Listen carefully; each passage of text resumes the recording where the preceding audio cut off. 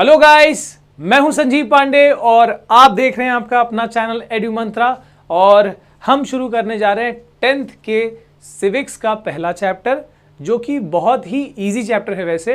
But जब हम book पढ़ते हैं, जब हम टेक्स्ट बुक पढ़ते हैं, थोड़ा सा हमको बोरिंग सा लगता है। रीज़न है कि हम थोड़ी सी उसको टेक्निक से नहीं पढ़ते और थोड़ा फ्लो वहाँ पर ऑब्वियस सी बात है, टेक्स्ट बुक में फ्लो बहुत थियोरेटिकल होता है, तो हम उतना पढ़ना ही पसंद करते हैं।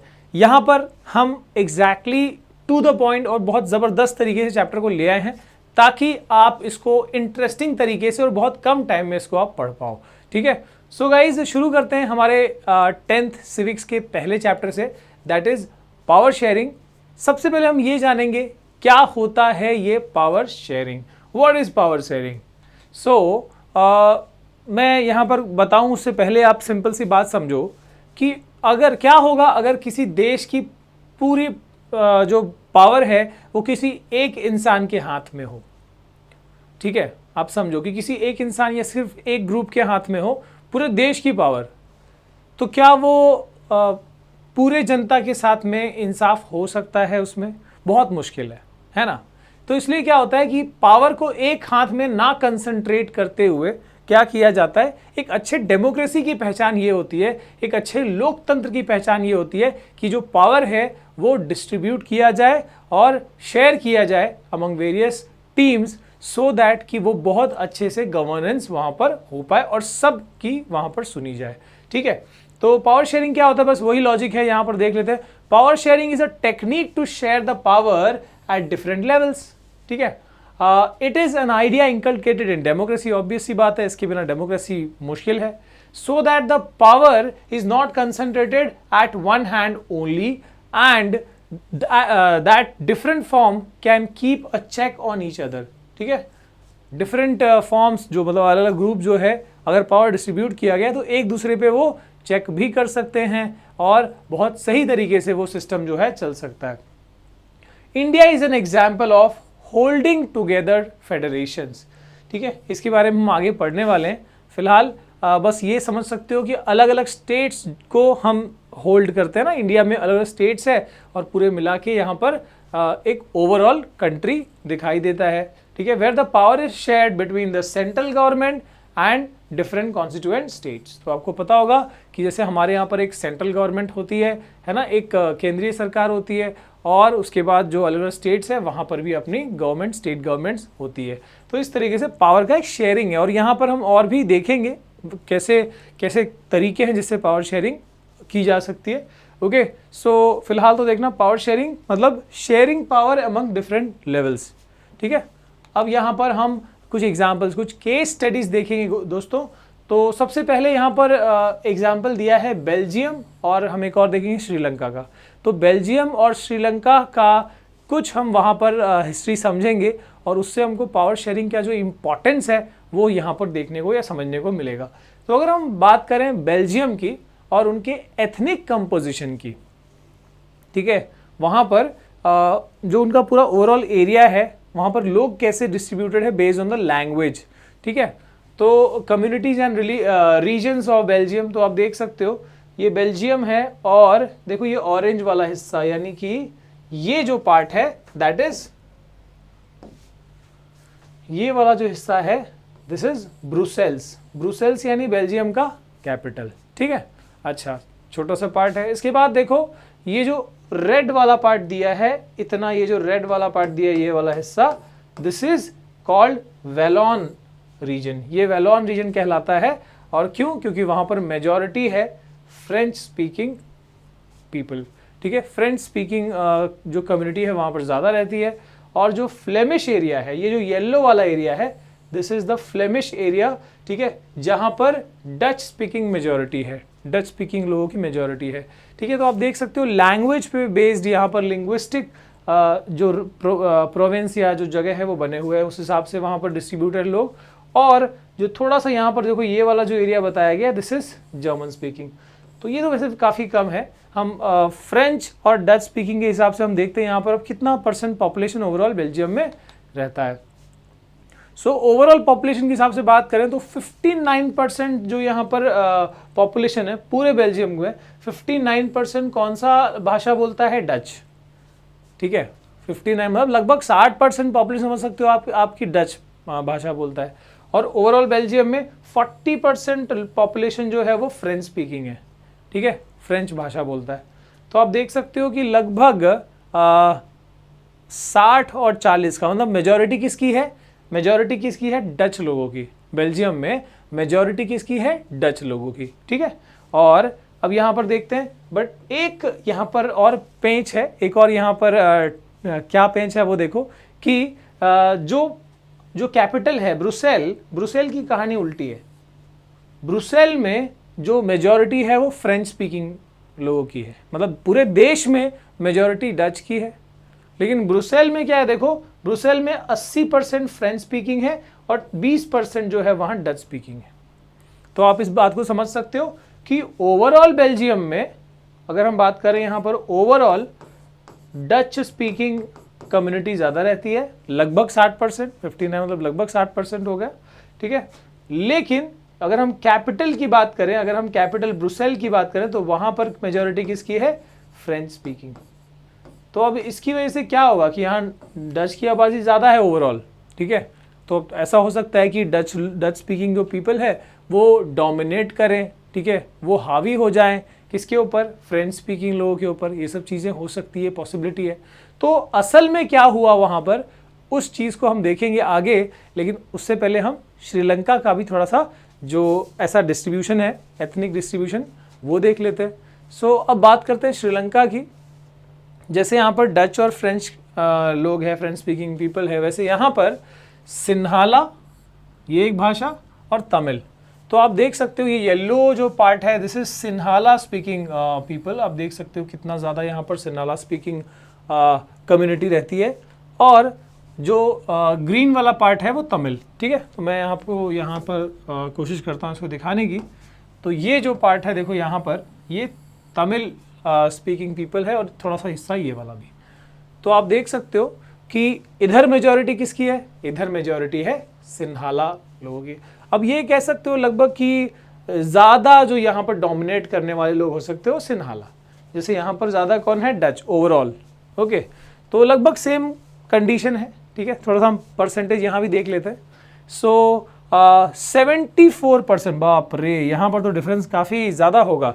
74% आबादी पूरे श्रीलंका में किसकी है, सिन्हाला स्पीकिंग पीपल की, और 18% तमिल स्पीकिंग, ठीक है।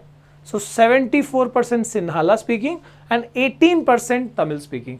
अब इसमें भी 18% में 13% असल में तमिल श्रीलंकन तमिल्स है और 5% जो है वो इंडियन तमिल्स है, ठीक है।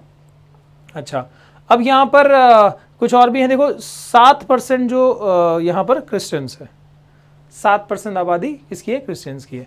अच्छा, क्रिश्चियंस में सिन्हाला और तमिल दोनों कम्युनिटी के लोग इस धर्म में है। अच्छा, अगर हम बात करें सिन्हाला की, तो ये तो भाषा हुई, इनका जो रिलीजन है, मेजरली इनका रिलीजन है बुद्धिज्म, ठीक है, मेजरली इनका रिलीजन है बुद्धिज्म।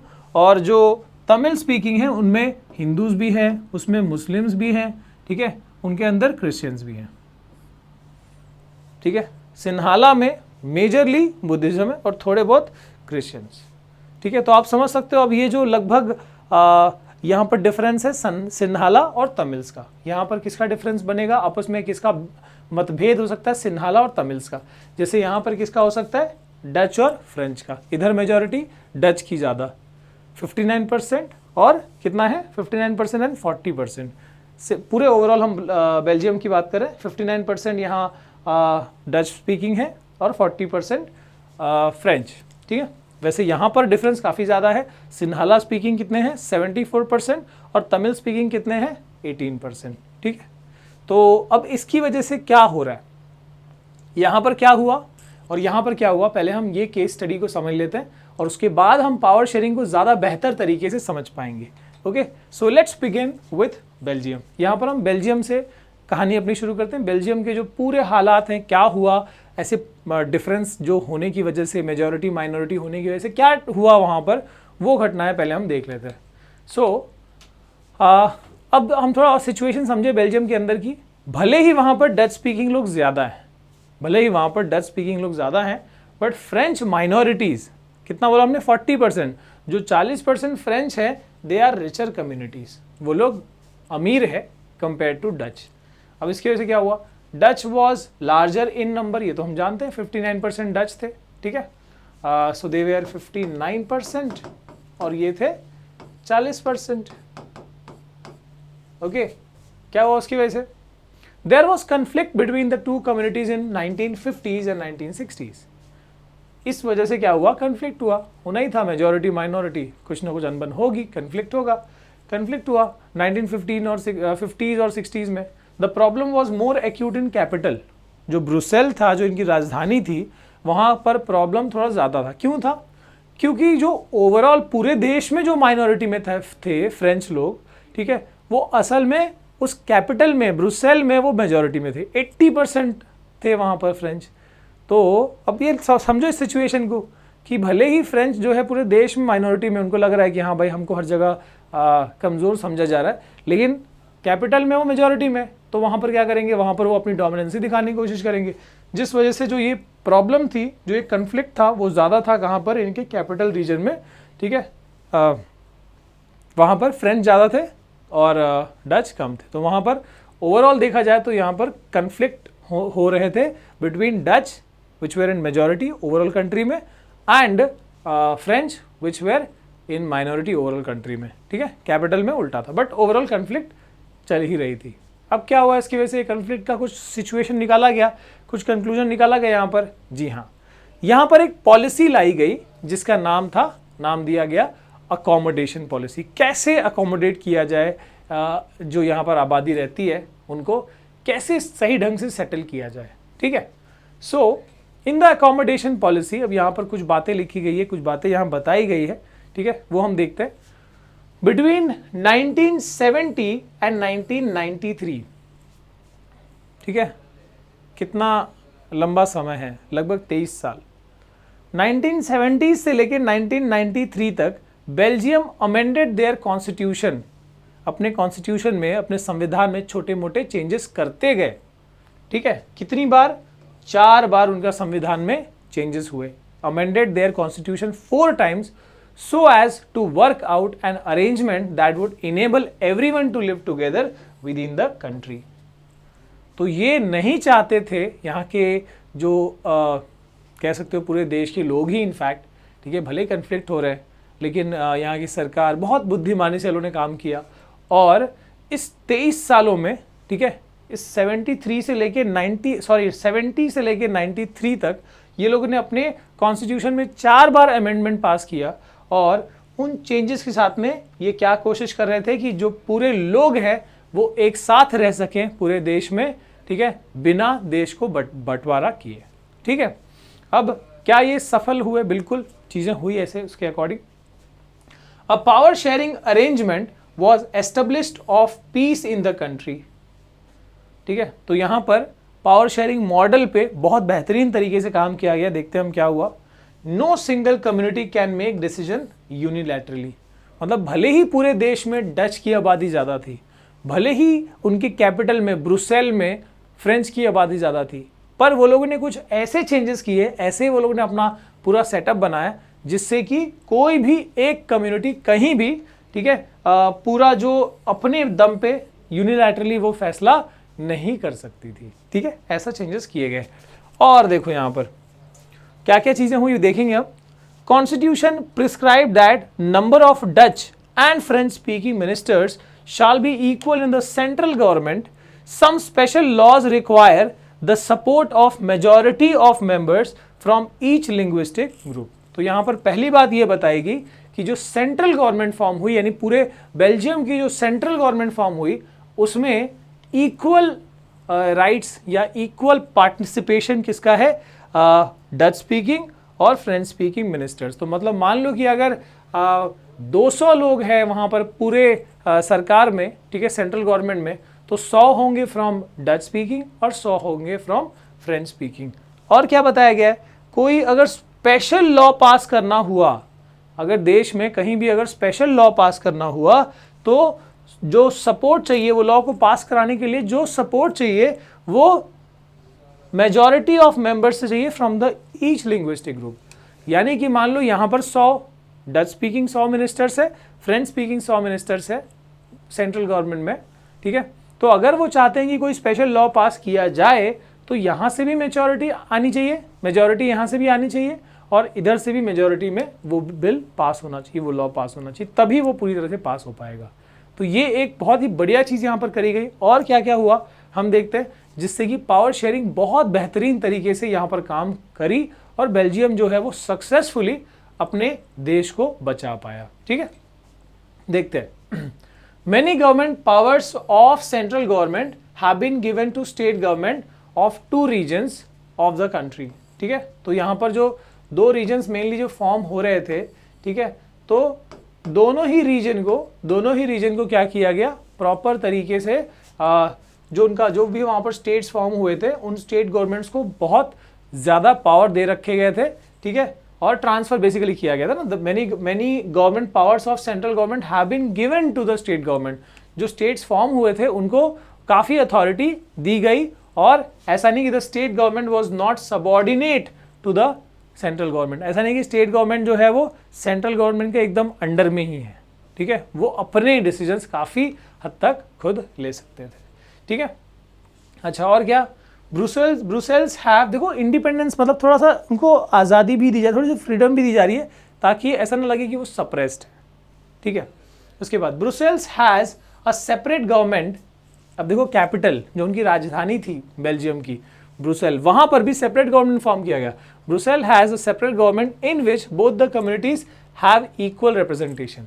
अब इस बात को समझो कि पूरे देश में डच की पॉपुलेशन ज़्यादा है, लेकिन फिर भी 50-50% दोनों के मिनिस्टर्स आए, फ्रेंच और डच के। तो कैपिटल में भी वही सिस्टम लगाया गया, ठीक है। कैपिटल में भी किसकी आबादी ज़्यादा है, फ्रेंच की 80%, फिर भी वहाँ पर इक्वल पार्टिसिपेशन, 50% डच 50% फ्रेंच। तो ये बहुत ही बढ़िया चीज़ करी गई, ठीक है। The French speaking people accepted equal representation in Brussels because the Dutch speaking community has accepted equal representation in the central government. देखो सेंट्रल गवर्नमेंट में डच लोगों ने इस बात को एक्सेप्ट किया कि भले हम मेजॉरिटी में हैं, भले ही हम 59% है, लेकिन हम 50% के लिए तैयार हैं मिनिस्ट्री के लिए सेंट्रल गवर्नमेंट में। तो वो बात को देखते हुए कैपिटल सिटी में यानी ब्रुसेल में फ्रेंच लोगों ने भी सेम बात एक्सेप्ट करी कि भाई अगर डच लोगों ने इतना एक्सेप्ट किया तो हम भी कर सकते हैं। भले ही फ्रेंच 80% थे कैपिटल में, इतनी ज़्यादा आबादी, फिर भी 50% का जो शेयर था पावर शेयरिंग, उसको उस मॉडल को एक्सेप्ट किया गया even in the capital city. आगे, apart from the central government the state government there is a third kind of government, ठीक है। तो sorry the apart from the central government and the state government there is a third kind of government। तो जैसे वो हमारे देश में भी है ना, सेंट्रल गवर्नमेंट है, स्टेट गवर्नमेंट है, फिर लोकल गवर्नमेंट होती है, पर इधर नहीं, इधर लोकल गवर्नमेंट नहीं, इधर कौन सी है, थोड़ा सा अलग है। तो देखो वो कौन सा है, वो है कम्युनिटी गवर्नमेंट, ठीक है। तो ये क्या है अब, ठीक है, सेंट्रल गवर्नमेंट है, स्टेट गवर्नमेंट है, अब तीसरा क्या है, कम्युनिटी गवर्नमेंट। क्या काम है इनका, this community government is elected by people belonging to one language community, ठीक है।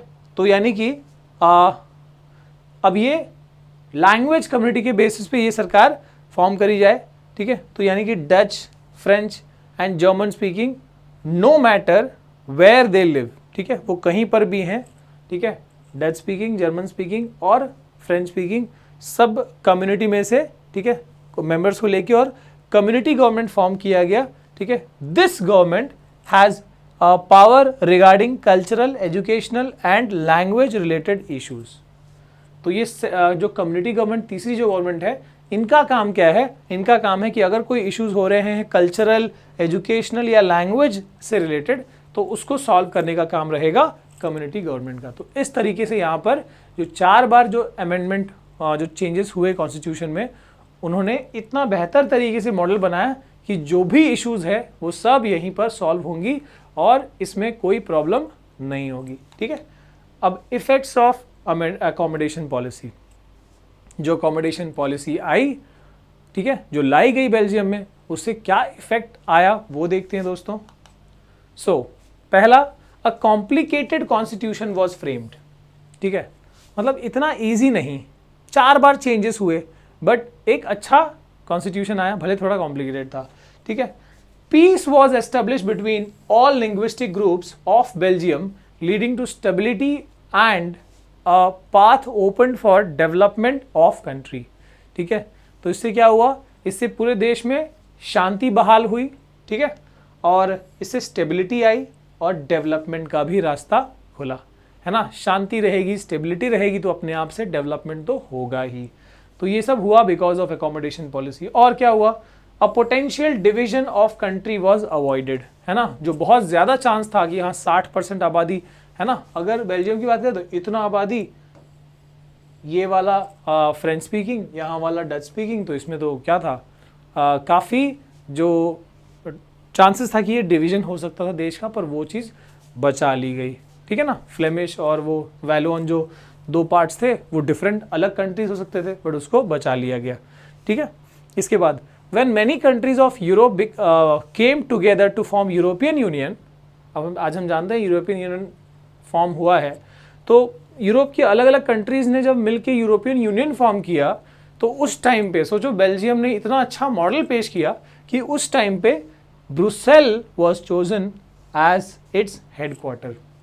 ठीक है, मतलब काफ़ी जो यूरोप की जो दूसरी कंट्रीज थी वो इतने खुश हुए इस चीज़ से, इस स्टेप से बेल्जियम के, कि ब्रुसेल को उन्होंने पूरे यूरोपियन यूनियन का हेडक्वार्टर बना दिया। ठीक है, सो ये कितनी बड़ी जीत है यहाँ के लोगों की, यहाँ के सरकार की, हम देख सकते हैं। ठीक है, so power sharing is basically इसके आइडिया, इसके पीछे जो हम देख सकते हैं मॉडल क्या काम कर रहा है, पावर शेयरिंग का। अब दूसरी तरफ हम देखते हैं कि जहाँ पावर शेयरिंग नहीं हो पाई वहाँ क्या हुआ, तो यानी बात करेंगे हम श्रीलंका की। सो आइए गाइस शुरू करते हैं विद श्रीलंका। सो यहाँ पर जो पॉलिसी आई और जिसकी वजह से पावर शेयरिंग नहीं आ पाई प्रॉपर तरीके से, दैट इज मेजोरिटेरियनिज्म। मेजोरिटेरियनिज्म मतलब क्या होता है कि यहाँ पर मेजॉरिटी लोगों ने, मेजॉरिटी में कौन थे, सिन्हाला कम्युनिटी, वो लोगों ने माइनॉरिटी पे डोमिनेशन किया, है ना, और उस वजह से यहाँ पर चीज़ें थोड़ी डिफरेंट दिखाई दी। सो गाइस देखते हैं यहाँ पर क्या क्या चीज़ें हुई। अगर हम बात करें 1948 की, Sri Lanka adopted a series of majoritarian measures to establish Sinhalese supremacy over the Tamils. ठीक है, तो यहाँ पर 1948 की बात करें तो वहाँ पर कई सारे ऐसे मेजर्स, ऐसे स्टेप्स लिए गए जिससे सिन्हाला कम्युनिटी को क्या मिली, सुप्रीमेसी यानी कि डोमिनेंसी मिलने के चांसेस लग रहे थे। ठीक है, और इसके बाद 1956 में, 1956 में an act was passed to recognise Sinhala as the only official language.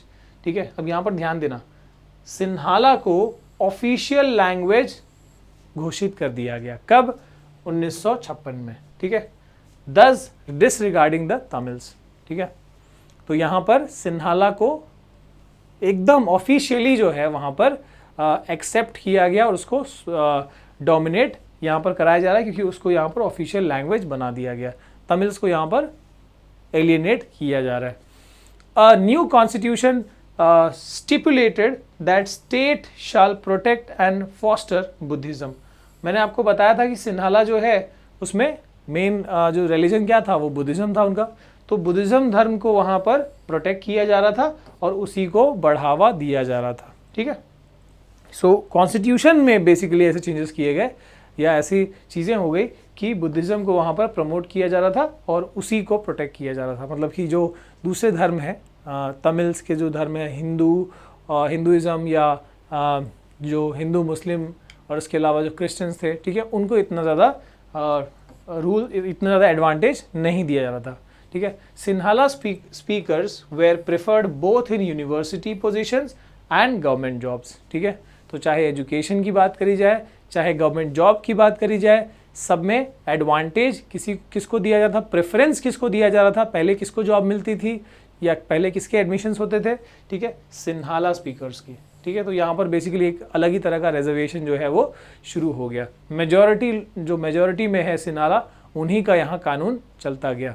ठीक है, अब इससे हो क्या रहा है, तमिल्स जो वहाँ पर हैं लेकिन जिनको वहाँ पर एडवांटेज नहीं दिया जा रहा है only because they are Tamil speaking, अब उनके अंदर डिसकंटेंट बढ़ता गया। इससे क्या होगा sir, effect of majoritarianism.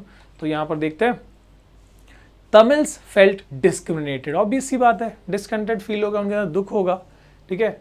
Opposed the policy of majoritarianism, तो ये जो पॉलिसी था उसको अपोज करना तमिल्स ने शुरू कर दिया। Conflict arose between both Tamils and Sinhala community, ठीक है, इनमें आपस में नोक झोंक, लड़ाई तकरार जो है ऑब्वियसली शुरू हो जाएंगे, ठीक है। Demand of new independent Tamil state Tamil Eelam arose, ठीक है। तो यहाँ पर नया मतलब इनकी डिमांड ये हो रहा है कि हमको यहाँ पर ये जो नॉर्थ ईस्ट वाला जो पार्ट है इसको हमको एक अलग ही कंट्री दे दिया जाए, घोषित कर दिया जाए, ये डिमांड आने लगी तमिल्स की तरफ से, ठीक है।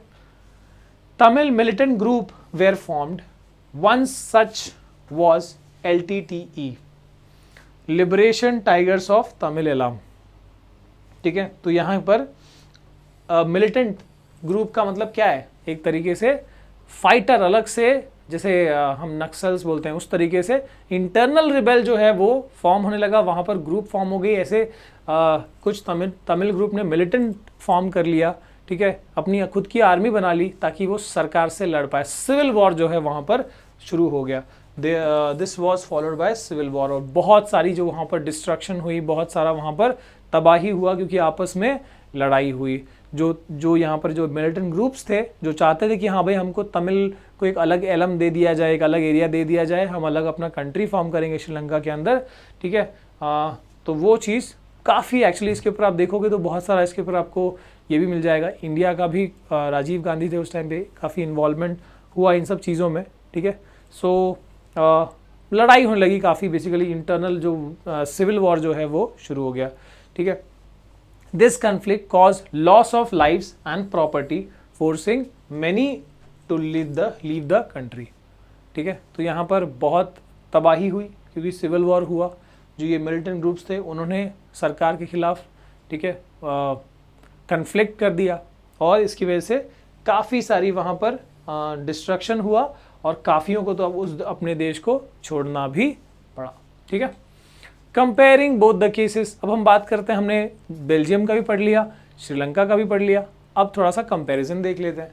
सो पहले तो बात करते देखो श्रीलंका की, जो ये मेजोरिटेरियन पॉलिसी थी श्रीलंका की, that led to conflict, while the accommodation policy थी बेल्जियम की, उससे क्या हुआ, शांति बहाल हुई, ठीक है। मतलब एक तरफ तो ये मेजॉरिटी वाली पॉलिसी श्रीलंका की, वहाँ पर उससे कन्फ्लिक्ट हुआ, उससे लड़ाइयाँ हुई, और दूसरी तरफ जो बेल्जियम ने अपनी एकोमोडेशन पॉलिसी लाई उसमें इतना बेहतर तरीके से दोनों कम्युनिटी को सेटल किया गया कि किसी को कोई तकलीफ नहीं हुई और बहुत अच्छे से वहाँ पर शांति बहाल हुई, ठीक है। उसके बाद क्या, मेजोरिटेरियन पॉलिसी इन श्रीलंका, हमेशा यही स्लिप हो रहा है, ठीक है, in Sri Lanka led to demand of separate state, ठीक है, a particular linguistic for a particular linguistic group, while accommodation policy made all linguistic community to live together in the same country, ठीक है। जो है accommodation policy थी उसमें क्या हुआ, उसकी वजह से सारे लोग एक साथ रह सकते थे बहुत खुशी से एक ही कंट्री में, जबकि ये पॉलिसी से क्या हुआ, led to demand of separate state. Majority policy वाला जो श्रीलंका ने जो अपनाया कि हाँ सिन्हाला को जो मेजॉरिटेरियन एडवांटेज दिया, उसकी वजह से एक अलग स्टेट की डिमांड आने लगी फ्रॉम तमिल्स, ठीक है। तो यहाँ पर कन्फ्लिक्ट और यहाँ पर शांति। अगला, political instability was there in Sri Lanka, Sri Lanka में ये सबसे क्या हुआ, इनस्टेबिलिटी आई, but despite of complex constitutional political stability was obtain in Belgium, ठीक है। भले ही बेल्जियम में जो उनका कॉन्स्टिट्यूशन था वो थोड़ा कॉम्प्लिकेटेड बना, लेकिन पॉलिटिकल स्टेबिलिटी तो बहुत ज़बरदस्त तरीके से वहाँ पर सेटल हुई, ठीक है। Development was hindered in Sri Lanka, obviously वहाँ तबाही हो रही है, लोग वहाँ खुश नहीं है, डेवलपमेंट जो है वो रुका, ठीक है, उतना अच्छा डेवलप नहीं कर पाया। While Belgium became one of the most important places in Europe, हमने देखा कैसे ब्रुसेल को यूरोपियन यूनियन का हेडक्वार्टर बना दिया गया, ठीक है। तो ये ज़बरदस्त जो एग्जाम्पल है वो बेल्जियम ने सेट किया पावर शेयरिंग का, है ना। आप देखेंगे उसके बारे में हम और आएंगे। By these two examples it can be concluded that power sharing is a sustainable model for governance, stability, peace and development. तो इन दो एग्जाम्पल से हम ये समझ सकते हैं कि पावर शेयरिंग कितना ज़रूरी है। जो बेल्जियम सही तरीके से इम्प्लीमेंट कर पाया तो वो वहाँ पर शांति भी है, स्टेबिलिटी भी है और सही तरीके से गवर्नेंस हो पा रहा है, और अगर कोई प्रॉब्लम नहीं है तो डेवलपमेंट भी अच्छी तरीके से हो पा रहा है। और यही चीज़ श्रीलंका जो है अच्छे से फॉलो नहीं कर पाया, वहाँ पर कन्फ्लिक्ट और कई तरह के डिस्ट्रैक्शंस हुए। ठीक है, तो power sharing is really really very important. अब यहाँ पर हम ये देखते हैं कि भाई क्यों है ये desirable, why this power sharing is that much needed, क्यों ये डिज़ायरेबल है। तो सबसे पहला इसका प्रूडेंशियल रीज़न देखेंगे और उसके बाद देखेंगे moral reason. What is the prudential reason? It reduces the fight or conflict between social groups and ensure stability। ये तो हमने देखा ही कि भाई अगर पावर शेयरिंग नहीं होगी तो क्या क्या नुकसान हो सकते हैं।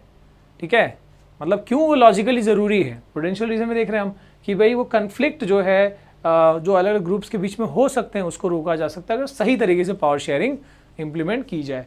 और दूसरा मॉरल, जो एकदम बोल सकते हैं कि जो भाई हम क्यों ये चाहेंगे दिल से, क्यों नीडेड है, बिकॉज ये जो है it is a real spirit of democracy. ठीक है, डेमोक्रेसी जो है, डेमोक्रेसी का असली पहचान जो है पावर शेयरिंग से होता है। पावर शेयरिंग अगर है तो सही तरीके से डेमोक्रेसी जो है वो काम कर सकता है। ओके, अब देखते हैं पावर शेयरिंग के टाइप्स, और हम इंडिया के हिसाब से इसको हम ज़्यादा बेहतर आपको बता पाएंगे। ठीक है, पावर शेयरिंग के टाइप्स आपने जो 9th में पढ़ा है उससे आप कनेक्ट भी कर सकते हो। ओके, सो हॉरिजॉन्टल पावर शेयरिंग होती है, दूसरी होती है वर्टिकल पावर शेयरिंग। वर्टिकल में क्या होता है, अलग अलग लेवल्स होते हैं। ठीक है, टॉप लेवल, फिर उसके बाद एक और, फिर उसके नीचे, तो यहाँ लेवल्स होंगे, ऐसे वर्टिकल लेवल्स होंगे। और यहाँ पर क्या रहेगा, सेम लेवल पे 3 मतलब अलग अलग पावर शेयरिंग होगी। यहाँ पर तो अपने को 3 से समझना है। सो लेजिस्लेटिव, एग्जीक्यूटिव, जुडिशियरी। ठीक है, आपको पता है यहाँ पर कौन आते हैं, यहाँ पे जो पॉलिटिशियन आते हैं, जो हमारी सरकार बनाते हैं, जो पॉलिटिशियंस हैं। ठीक है, जो लॉ मेकिंग करते हैं। ओके, एग्जीक्यूटिव क्या करते हैं, जो IAS, IPS, जो लॉ यहाँ बने हैं वो सही तरीके से इम्प्लीमेंट हो, जो सरकारी अफसर्स हैं वो यहाँ एग्जीक्यूटिव में आते हैं। और लेजिस्लेटिव जो जुडिशरी है उसमें कौन आता है, जो हमारा कोर्ट है, हाई कोर्ट, सुप्रीम कोर्ट, सबसे ऊपर सुप्रीम कोर्ट है। तो वो क्या करते हैं, वो ये देखते हैं कि क्या ये लॉ सही तरीके से लोगों तक के ऊपर इम्प्लीमेंट किए जा रहे हैं, या कोई दिक्कत, उनमें कोई इश्यूज़ तो अराइज नहीं हो रहा। अगर उस लॉ से कोई इशू अराइज हो रहा है तो उसको सॉल्व करने का काम ये कराती है ना, जो हमारा कोर्ट सिस्टम है। ओके, तो यानी ओवरऑल ये इस पूरे सिस्टम पे ये कंट्रोल कर सकती है। पर ऐसा नहीं है कि सिर्फ यही कंट्रोल कर सकती है, ये तीनों एक दूसरे के ऊपर चेक प्रॉपर रख सकते हैं, सही तरीके से ये इम्प्लीमेंट, मतलब कोई भी यहाँ पर इंडिपेंडेंटली अपने आप में सब कुछ नहीं है ना। They all depend, they are all are interdependent. तो इस तरीके से ये पावर शेयरिंग हो गई।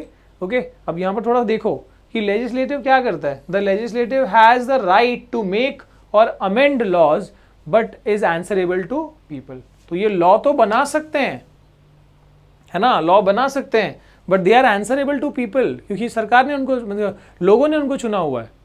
ठीक है, उसके बाद जो एग्जीक्यूटिव है वो क्या करते हैं, वो इन्होंने जो लॉ बनाया है उसको इम्प्लीमेंट करते हैं। So the executive enjoy official powers but it is answerable to legislature. तो जो भी यहाँ लॉ बने उसको यहाँ ये इम्प्लीमेंट करेंगे लोगों के बीच में, लेकिन लेजिस्लेचर कुछ गलत हुआ तो ये इनको आंसर, मतलब ये जो है इनको जवाब देंगे। जवाबदेही बनती है कि हाँ लॉ सही तरीके से इम्प्लीमेंट होना ज़रूरी है। ठीक है, जो पुलिस है, जो हम कह सकते हैं जो भी ऑफिसर्स है, वो अगर सही से लॉ इम्प्लीमेंट नहीं कर पाए तो जवाब देना पड़ेगा लेजिस्लेचर में, है ना। इसके बाद जुडिशरी क्या है, judiciary is independent and ensures that the laws are obeyed by legislator and executive. ठीक है, देखो यहाँ लिखा है जुडिशरी इज इंडिपेंडेंट, भले ये इंडिपेंडेंट है पर ये कहीं ना कहीं से तो बनी है ना। जो जज है वो कौन अपॉइंट करता है, तो यहाँ के ही आपको पता होगा प्रेसिडेंट के पास अथॉरिटीज़ होती है, यहाँ पर सुप्रीम कोर्ट के जजेस एंड ऑल को। तो यानी कि कहीं ना कहीं ये सब जो है एक दूसरे पे डिपेंडेंट है। ठीक है, तो सही तरीके से अगर लॉ जो है काम इम्प्लीमेंट नहीं हुआ या कोई चीज़ हुई तो जुडिशरी अपना एक्शन ले सकती है ना। कोर्ट जो है, अगर हमको कोई दिक्कत होती है, कोई लॉ जो है अगर हम पे या हमारे एरिया में सही तरीके से काम नहीं कर रहा तो हम कोर्ट में ही जाते हैं, है ना। ओके, सो ये तो हो गया हॉरिजॉन्टल। अब हम देखते हैं दोस्तों वर्टिकल पावर शेयरिंग के बारे में। सो वर्टिकल पावर शेयरिंग में, अच्छा यहाँ पर देखो, यहाँ ये चीज़ मैंने बताई systems of checks and balances is developed. तो ये जो है एक दूसरे पे चेक रख सकते हैं प्रॉपर, और जो पूरा बैलेंस है वो बन सकता है कि यहाँ कुछ चीज़ें अगर नहीं चल रही सही तो ये तीनों जो सेगमेंट्स हैं वो एक दूसरे को बैलेंस कर सकते हैं। ओके, वर्टिकल पावर शेयरिंग में जैसे आपको पता होगा सबसे टॉप पे है सेंट्रल गवर्नमेंट, और फिर उससे उसके अंडर आता है स्टेट गवर्नमेंट, और उसके नीचे आता है लोकल गवर्नमेंट। तो ये हो गया अपना वर्टिकल पावर शेयरिंग। तो सबसे ज़्यादा पावर जो है यहाँ पर है, यहाँ से कुछ पावर इनको अलॉट कर रखा है, इन्होंने अपनी कुछ पावर को यहाँ अलॉट कर रखा है। ठीक है, तो ये जो एक्चुअली हम ये पढ़ेंगे सेकेंड चैप्टर में, फेडरलिज्म यही है, दिस इज कॉल्ड फेडरलिज्म।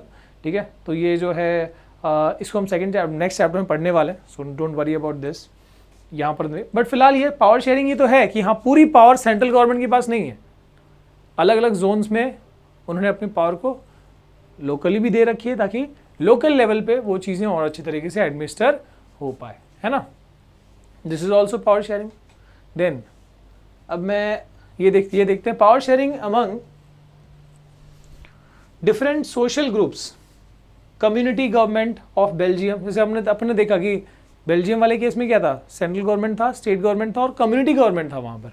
तो कम्युनिटी गवर्नमेंट क्या था, it was a social group जो सोशल इश्यूज़ पे काम करता था, कोई इशूज़ होते है ना।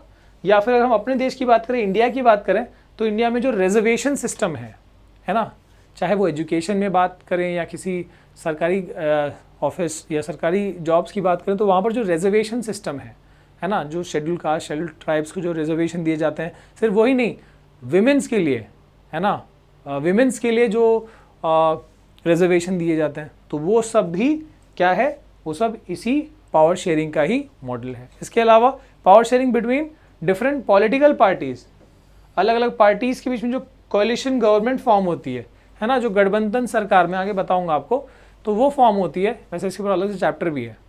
तो अगर जैसे मान लो कि जैसे इंडिया की बात करें, इंडिया में जितना लोकसभा में अपनी सरकार फॉर्म करने के लिए जितने सीट्स चाहिए, अगर उतने नहीं मिले किसी सरकार को, तो वो दूसरे पार्टी के साथ मिलकर और कोलिशन करती है। So that is also kind of power sharing. उससे क्या होता है, कोलिशन फॉर्म करती है। मान लो बीजेपी है, बीजेपी अगर अपना सरकार सोलो नहीं फॉर्म कर पाया है, वैसे कर लेता है, नहीं कर पाया, तो वो किसी दूसरे छोटे पार्टी के साथ मिलके और अपनी सरकार बनाएगा, मान लो सेंटर में या किसी स्टेट में। तो क्या करना होगा उनको, मतलब क्या करना होगा कि जो टोटल पावर है, समझो कि अगर किसी स्टेट की बात करते हैं, अगर चीफ मिनिस्टर बीजेपी अपना बना रहा है, तो डिप्यूटी चीफ मिनिस्टर किसी वो सामने वाली दूसरी पार्टी है उसका बनाएगा। तो इस तरीके से सीट्स जो है वहाँ पर डिवाइड किए जाएंगे। That is also model of power sharing, है ना। इसके अलावा power sharing among pressure groups and movements. ये प्रेशर ग्रुप्स एंड मूवमेंट्स क्या है मैं आपको आगे दिखाता हूँ, ठीक है। सो बेसिकली ये पूरा जो है अपन देखते हैं आगे। Yes, power sharing among various political parties is more apparent for most of the people. Usually the largest political party become the ruling party and the other party from the opposition. तो ये तो आपको पता ही होगा कि जैसे अगर centre या यूनियन गवर्नमेंट में या सेंट्रल गवर्नमेंट में अगर मान लो सरकार आई किसकी, बीजेपी की, तो जो कांग्रेस है, जो दूसरी पार्टीज़ है, वो क्या करती है, वो अपोजिशन फॉर्म करेगी। ऐसा नहीं कि उनकी सीटें नहीं है, उनकी भी कॉन्स्टिट्यूएंसी है, उनके भी जो एमपीज़ है, मेंबर ऑफ पार्लियामेंट है, वो भी फॉर्म हुए हैं, भले कम फॉर्म हुए हैं। तो वो क्या है, वो अपोजिशन पार्टी फॉर्म करती है। और बेसिकली जो लार्जेस्ट जो होती है, सेकेंड लार्जेस्ट वाली, मतलब अगर समझो बीजेपी की हाईएस्ट सीट आई है, जो सेकेंड हाईएस्ट आई है वो मेन अपोजिशन पार्टी होती है, और बाकी उनको सपोर्ट करते हैं अपोजिशन में। और इस तरीके से ये एक मजबूत चीज़ फॉर्म होती है। ऐसा नहीं कि अपोजिशन नहीं होना चाहिए, ये एक मजबूत चीज़ फॉर्म होती है, डेमोक्रेसी की एक बुनियाद बनती है, ठीक है। So usually that is the largest political party becomes the ruling party, जो सबसे ज़्यादा सीट्स आई हैं जिनकी, और बाकी जो है वो अपोजिशन में बैठते हैं। In case no party gets majority, then 2 or more parties form an alliance, ठीक है। जैसे एनडीए, एनडीए क्या है, फुल फॉर्म बताना यहाँ पर, ठीक है। एनडीए में आपको डिफेंस वाला नहीं बता रहा, नेशनल समथिंग अलायंस, ठीक है। वो किसका है, मेन वहाँ पार्टी कौन सी है और फुल फॉर्म क्या बताओगे आप, ठीक है। टू कम, यूपीए भी एक अलायंस है, एनडीए यूपीए, फुल फॉर्म बताना दोनों का, ठीक है। To come together, to come to power and form coalition government. मैंने बताया गठबंधन सरकार, जो मिली जुली सरकार होती है ना, जिसमें एक पार्टी को जितना मतलब मेजोरिटी समझो सरकार बनाने के लिए जो हाईएस्ट सीट चाहिए होती है 543 में से 272 चाहिए, तो अगर उतना नहीं आया तो क्या होगा, मान लो 200 आया या 220 आया, तो और बाकी 50 या जो भी सीट्स चाहिए वो कैसे होंगे, तो दूसरी पार्टी से मिल के और सरकार बनती है, उसको कोलिशन गवर्नमेंट बोलते हैं। और ऐसे में क्या होता है कि वो अपने जो पावर्स है उसको वहाँ पर शेयर किए जाते हैं अमंग दोज पार्टीज, ठीक है। While opposition is not in power, it is responsible for seeing to that the ruling party functions as per the wishes of the people, ठीक है। तो अपोजिशन क्या करता है, जैसे मान लो अभी बीजेपी की सरकार है तो कांग्रेस या दूसरे अपोजिशन क्या करते हैं, वो बेसिकली सरकार के ऊपर कुछ ना कुछ पॉइंट आउट करते हैं कि आपने ये गलत किया या जो भी चीज़ें हैं वैसे करते हैं, ठीक है।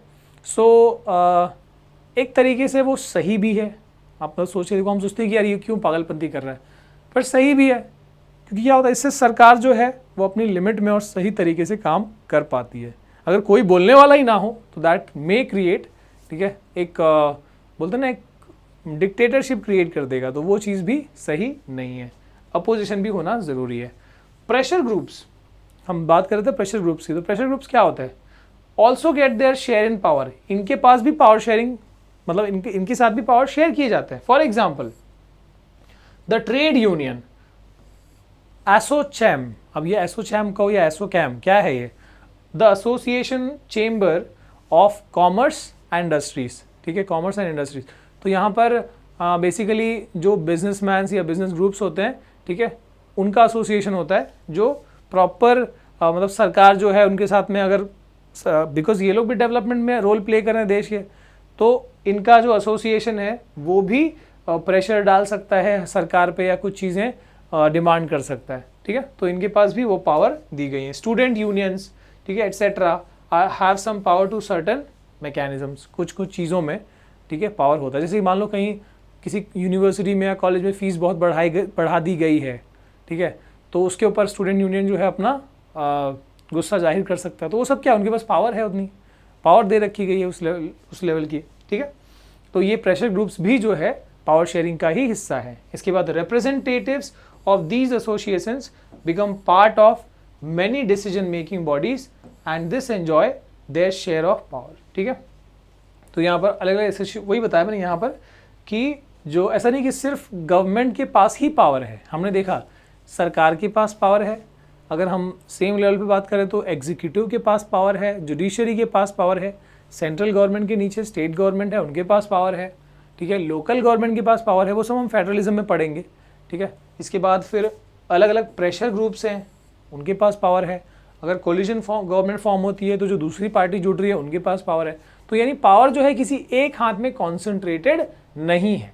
अगर एक हाथ में कॉन्सेंट्रेटेड होगा तो जैसे श्रीलंका में हुआ वो चीज़ हो सकती है, ठीक है।